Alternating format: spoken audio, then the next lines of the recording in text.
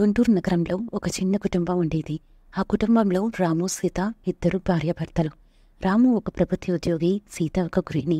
వారిద్దరూ వారి జీవితంలో ఎన్నో సవాళ్లను, విజయాన్ని చవిచూశారు. వారు 2 ఏళ్ల క్రితం ప్రేమ వివాహం చేసుకున్నారు. మొదట్లో వారి జీవితం ఆనందంగా సాగింది. రాము ప్రతిరోజు కార్యాలయానికి వెళ్ళేవాడు. సీత తన సేద్యాన్ని చూసుకునేది. వారి బంధం చాలా మధురంగా ఉండేది. కానీ జీవితం సవాళ్లను ఎదుర్కొంటుంది. ఒకరోజు రాముకు తీవ్రమైన అనారోగ్యం తగిలింది. వైద్యులు చెప్పిన ప్రకారం అతనికి తీవ్రమైన గుండె సమస్యలున్నాయి. ఈ వార్త సీత మనసును కలిసివేసింది. రాము ఆసుపత్రిలో చేరినప్పుడు సీత తన భర్తకు బలమైన మద్దతు ఇవ్వడానికి ప్రతిక్షణం కష్టపడి పనిచేసింది. సీత తన భర్తను ఆసుపత్రిలో చూసుకుంటూ అతని ఆరోగ్యం గురించి చాలా జాగ్రత్తగా ఉండేది.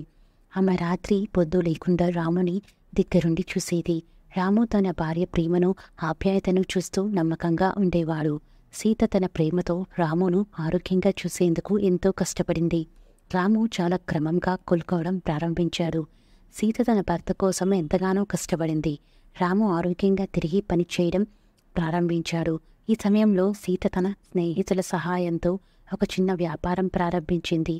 ఆమె స్వయం సహాయ సమితిని స్థాపించి ఇతర మహిళలకు ఉపాధి కల్పించింది. సీత వ్యాపారం విజయవంతమై ఆమె కుటుంబాన్ని ఆర్థికంగా సహాయం చేసింది. రాము కూడా తన ఉద్యోగంలో పునరాగమనంతో వారికి జీవితంలో కొత్త ఉత్సాహం వచ్చింది. వారి ఒకరిపై ఒకరు చూపించిన ప్రేమ, సహనం వారి విజయానికి దారితీసింది. సీత మరియు రాము తమ జీవితంలో ఎన్నో సవాళ్ళను ఎదుర్కొని ప్రేమతో వాటిని ఎలా అధిగమించాలో మనకి చూపించారు.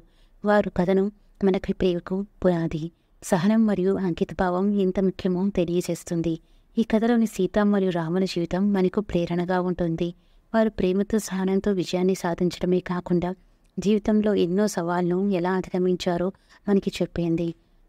Thank you all for watching the video. Please subscribe to Smile Squad channel. Bye bye.